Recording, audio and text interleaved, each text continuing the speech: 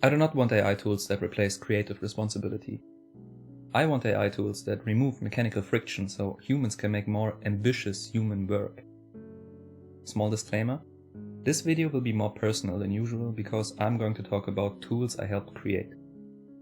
Those tools involve AI, so yes, this is partly self-reflection and partly self-plug. I'm not going to insult you by pretending otherwise, but I will keep it concise. Responsibility does not stop at the use boundary of AI. It also continues in development, and right now I want to talk about the development of AI tools. The word AI is used inflationarily nowadays and has gotten muddied over recent years, so I want to broaden the spectrum a little. When I talk about AI, I do not only mean large language models or generative AI for audio and visuals. I mean the whole spectrum of machine learning, predictions and supportive machinery around AI, and how that can help ordinary people. I'm not only a firm believer in type-driven development, I'm also a firm believer that all of humanity is a structural emergence of human interactions. This includes sharing ideas, creations and opinions that originate from a human desire with other humans.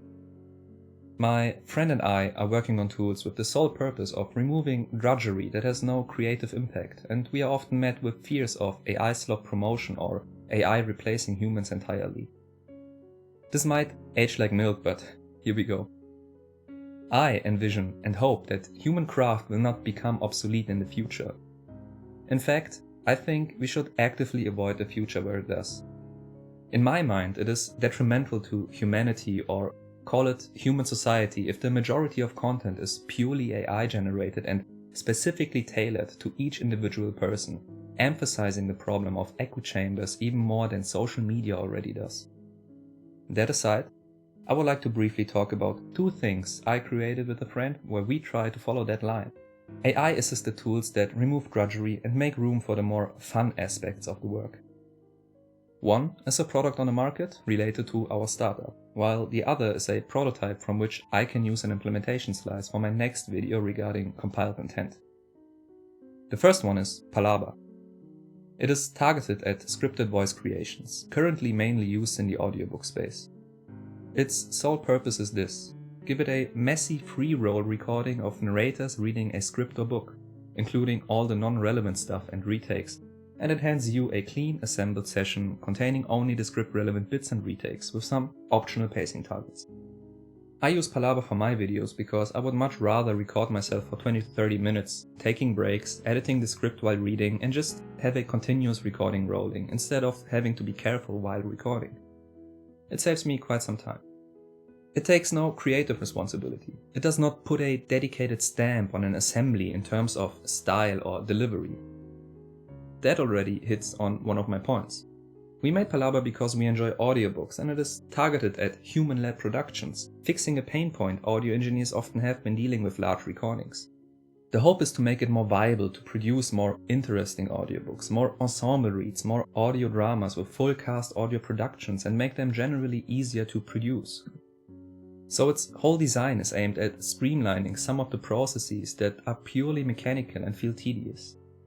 It should not become the next voice clone service, generating monotone audiobooks and completely removing people from an established production pipeline. It should make room to allow for more creative freedom within the budgets that already exist in the industry. To bring that point home, from my point of view, AI should be a tool that eases one's life, whether professionally or recreationally. This is what I settled on. Our next endeavor is the broader media industry. Although it is not currently possible for me to go into more detail, I can talk about and show you one of the prototypes connected to the broader mess I'm trying to figure out. For the past 8 months, I have been cooking up a generalized tool that allows me to provide a streamlined way to semantically laser beam through a whole media catalog. This includes all kinds of modalities: video, audio, images and documents. What you see here is the current prototype frontend we are using to gather feedback. Let me show you one example. Somewhere in my media catalog I have a podcast talking about a hypothetical startup building flying cars. I select the audio node and search for Future Roads podcast talking about flying cars. The system now points me to the relevant file, but also the transcript sections that match my query. This works with all kinds of semantic requests, be it videos, images, documents, or pure sound, and it is not limited to ASR only. There is even more, but that would turn this into a product demo, and that is not the point of this video. I'm still validating the whole idea, so you might or might not hear from that again in the future on my channel. The frontend itself is 90% AI generated, and from a developer perspective like mine, that was a good use. It allows me to relatively quickly explore ideas and see how they feel when I use them. Except for SVGs and signed distance field renderings via shaders, I dread UI and UX development. Even AI cannot help with this, as you might have seen, since I'm still the ape telling it how I want it to look. The reason for this prototype is similar to what we already did with Palaba, just on a bigger scale and only just one slice of it. Working with documentaries, 24/7 recordings from multiple cameras, hours upon hours of footage and whatnot, it should ease the pain of finding relevant media, references and resources according to your needs. Or in other words, help me move through a large, messy media corpus and find parts that matter.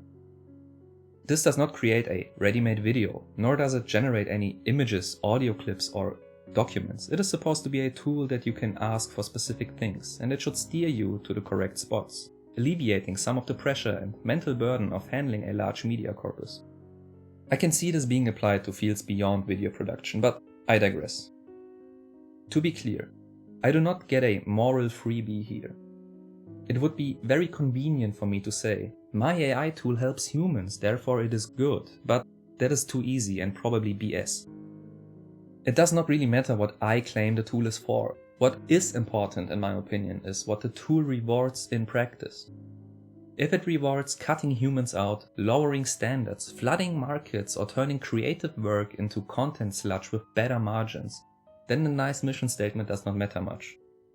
If it rewards finding things faster, organizing material better, and giving humans more room to make actual decisions, then I think it is at least pointing in the right direction. This is what I care about. It won't make me immune to criticism, but it gives me something concrete to judge the work against. Again, the intention is simple. Help humans make human content. No matter how much of an isolated person I am myself, I thirst for ideas and creations by other humans, and I want to know that I'm indeed listening to a human or looking at something that was at least touched by a human. The lines get blurry, I realize that. Even though I dislike generated images, I still accept a touched up generated image by an artist because I hope their artistic vision came through. Personally, I like to think of this, to a certain degree, like mandalas. I have seen borderline insane colorings of mandalas, and it did not take away from my experience that all of that happened on a predefined grid. I am completely aware that this comparison has its fallacies, so please take that with a grain of salt. If I were to fill out a mandala, you would not be impressed because I lack the artistic talent for that kind of creation. For the type theory and coding enthusiasts among you, my next video will be about the formal model in Lean that drives the backbone of this prototype. It is also part of why I could generate a UI that actually matched what I wanted without too much hassle when adapting it further and adding features. I'm not saying it looks good, but that is exactly what I wanted, and for a prototype I cannot wish for more. To close this out, let me briefly reiterate. Now, more than ever, we have the ability to create all sorts of ideas. But, in my humble opinion, we should be aware of the responsibility that such creations entail. I will not get rich and receive millions in funding by staying boring in the tools I want to create. Things like these might not impress investors, but to be honest, I don't care. At the end of the day, I want to stand in my pit and know that, to the best of my ability, I tried to help in some way. Tools can always be abused. A hammer can drive a nail into a wall, or it can be used to hurt someone. That does not make the intended use of a hammer mysterious. AI tools need the same kind of clarity. We should be honest about what a tool is designed to do, what it is not designed to do, and what kind of production culture it pushes people toward. If you made it this far, thanks for your time. Have a great day.